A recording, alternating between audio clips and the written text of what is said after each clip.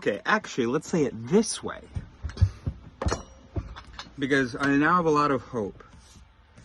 My mom said the other day that people are running on autopilot. And I didn't like that because it made me feel like she was saying that I don't run on autopilot, or maybe that she doesn't run on autopilot and that other people are, which is what people tend to think. She was right. So we all run on autopilot. And it makes sense why we evolved to do so, to be as efficient as possible with our resources. So, and what I mean by running on autopilot is that there are these faster programs, less reliable, but faster programs that are running to just get the job done, to just have an answer to the question presented. And then there are these other voices, these other programs that need to be engaged, that are only there when sort of needed. The thing is that we never really feel like, the brain never really feels like it needs them. It's happy to just continue running the System 1 processes. When would you need something like System 2? Well, honestly, you need to be running System 2 voices for most things that we deal with in today's world. But that's not really possible, because the whole thing about System 2 voices is that they take up a lot more energy and blah, blah. So here's what I propose to you. First, know that you are a brain, okay? Second, know that you, as a brain, your activity is the activity that helped you generally survive and reproduce in a completely different environment. So, know that your first instinct, this activity, which could also be your second instinct, whatever, but know that whatever you feel compelled by, whatever you think is true, whatever answer you come up with to a question that you did not evolve to answer, assume that it is wrong. And then look at the information relevant to the question, look at the language, consider definitions. And by doing that, you are now engaging System 2 programs. But you have to take that step. You have to know that this software is in you, that we are not just System 1, we are not just our instinct, we are not just our intuition. And as compelling as our intuition is, and rightfully so, because it had to be prioritized for energy allocation, just prioritize as the system that's going to be used. You can't prioritize the more energy demanding system when your System 1 does a pretty good job most of the time and takes, a lot less energy. Okay. So as compelled as we as brains feel to be efficient, we have to recognize that that is a mistake sometimes. That sometimes we over prioritize, not in our feelings or anything like that, but just sometimes the simpler processes, always the simpler processes are prioritized. Okay. So once we snap out of this whole culture of one, I am not a brain, and two, that the truth I feel compelled by, my instinct, my intuition, is true. Once we snap out of that, we can say, okay, I don't really trust my first instinct, especially when it comes to important moral or philosophical or anything questions, really. You shouldn't even really trust your instinct when it comes to whether or not you should trust a person, because those instincts just evolved to always prioritize not trusting, right? The slightest infraction, the slightest transgression, or even facial expression that isn't quite vibing, and we will say, okay, let's not trust that person. Because that's the most efficient way to do it, is to just generally not trust people who are different. That's a pretty good rule. That's a pretty easy rule that we evolved with. because, you know, these different competing tribes or competing species, whatever. So know that we are trying to answer questions that are very different from the questions that our instincts evolved for. And even the questions that our instincts evolved for, they did not evolve to the point of giving us 100% truth. They are, by their very nature, they are shortcuts to get something that will just help out in survival. It's really not even about knowing the truth. Okay? Which is why it's more advantageous for your survival to assume the worst about someone, for instance, or about someone's intentions, than it is to assume the best. Okay? Better safe than sorry, right? So, but again, let's try to do better. Let's try to engage some of that other software, which means that it's not going to be all the time, but sometimes when you're evaluating a person, you've got your instinct about the person, okay? System 1 has given an answer, okay? And now you could just continue with this, and then when someone asks you to justify it, maybe System 2 gets involved to come up with something that sounds really reasonable. Or, by knowing that your System 1 isn't reliable, if the whole system, including System 1, knows that System 1 isn't reliable, then System 2 will engage. If you confront it with information, if you confront it with details, if you confront it with specifics, things that, you know, that aren't too complicated, System 2 will give you an answer. And if you trust that the information should be your guide rather than your first instinct, I just think the world would be a better place. Yeah. So Mom was right. We run on autopilot. We have no way of knowing. There's no feeling. There's no sensor of there's no sensor installed in us. Like, oh, we are using the right amount of mental capacities for this question. We are doing a good job of evaluating this question. That sensor doesn't exist. So System 1 produces an answer, and the whole team's like, great, we have an answer. Okay?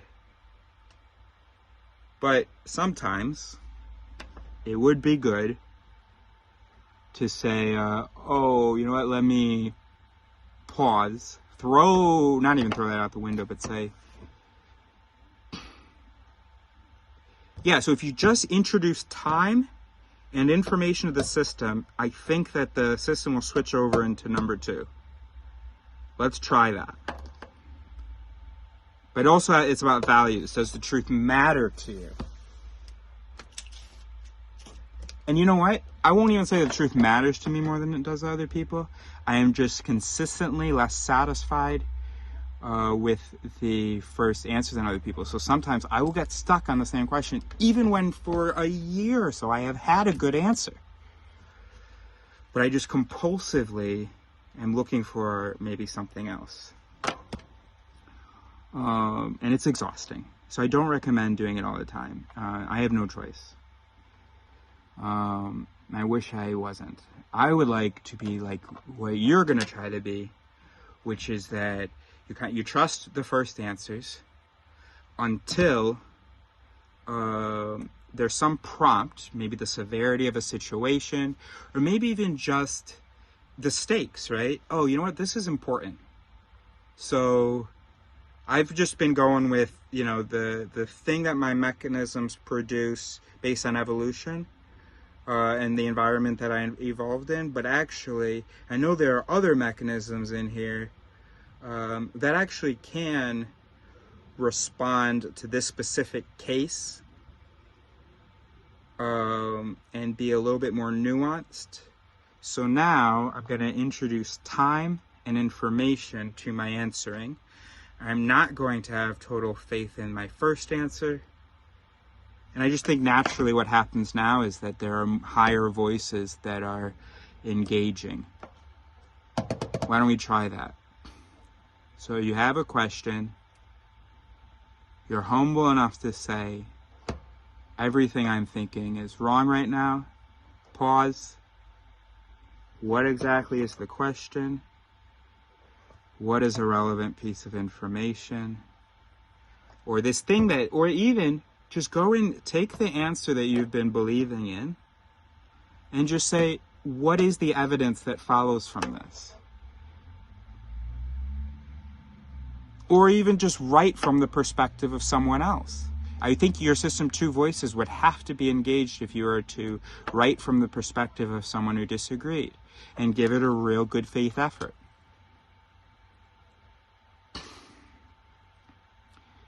I think that you can, the brain does have the capacity to kind of see things from a different perspective, not actually from another person's perspective. It doesn't actually go into that person's brain, but it's able to just like assume for the moment that this thing is wrong and then run its mechanisms with that assumption. So take your answer, write it out. Now announce, this is wrong. Naturally, now that a mechanism has said to the whole brain that this is wrong, there are going to be different mechanisms that can engage with that. Now, some of them might be, oh yeah, look, spelling error or whatever. Okay, that was a System 1 response. So what you need to do is say, hey, no, slow down. We have time. Let's look at the information. What does this word mean? How does, is this piece true? How can we know that it's true? I mean, no wonder System 2 is asleep most of our lives. This was hard. But I think it becomes a lot easier when you just assume that your answers are wrong, unless you have first assumed that they are wrong. The answers that you come up after are more likely to be closer to a truth, maybe, because I think that if they are reactions to our first answer, I think that better voices get involved, right? Because it would make sense for us to evolve that way, right? If you have an answer, and then if we know that it's wrong, it would make sense for a System to go, okay, all right, looks like you guys need me, right? So that's probably that's already part of the system so we just have to fill that condition. We just have to recognize our first answer is wrong. And then, that's so good. Okay. That's it. Fuck, that's it, isn't it? All you have to do to wake up System 2. I made a video previously saying that you say Yar Kapu, meaning what to do or what do. So you say Yar Kapu.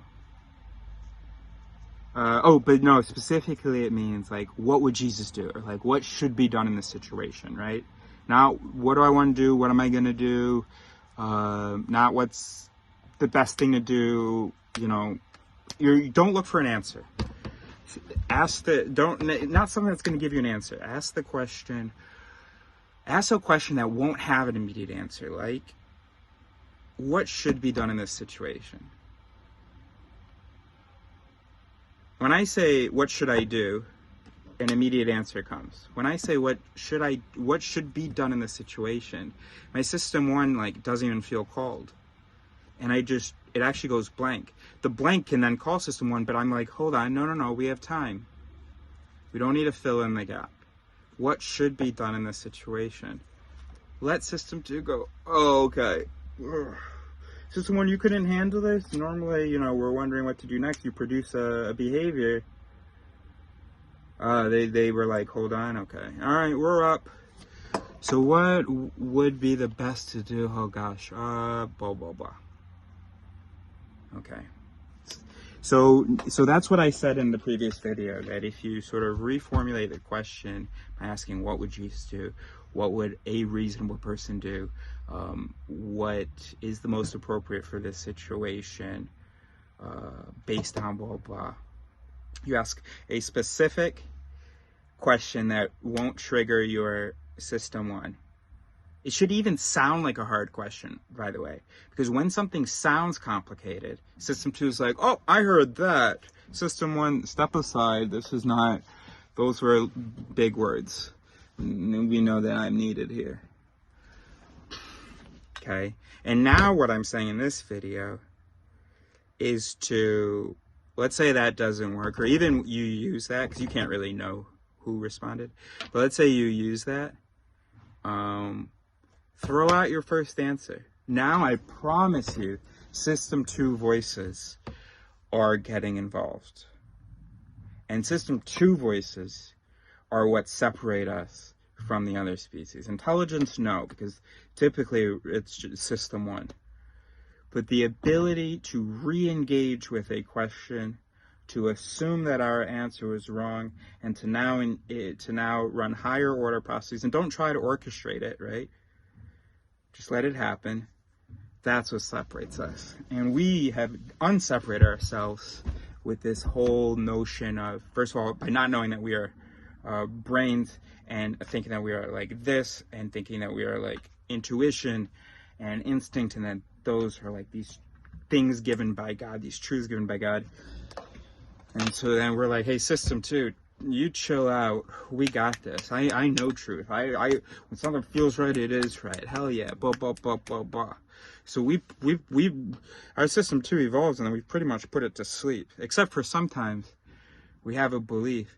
Vote for him. And then someone asks us, why do you want to vote for him? And we're like, yo, System 2. System 2, wake up, wake up.